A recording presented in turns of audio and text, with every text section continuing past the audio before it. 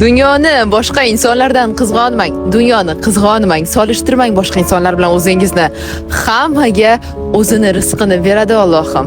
Siz faqatgina o'zingizni yo'lingizda, o'zingizni hayotingizga qarang. O'tib qolmang boshqa insonning dunyosiga. Mana shu bizning xatoyimiz. Mana shu ko'pchiligimizning xatoyimiz. Aytasiz-ku, men nega baxtli emasman deb.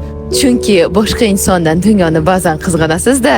Chunki boshqa insonlarga ba'zan aytasizda, nega senga berilgan bu narsa menga berilmagan deb. Balki sizga ham bu narsa berilgandir. Baxtli emasman deysiz?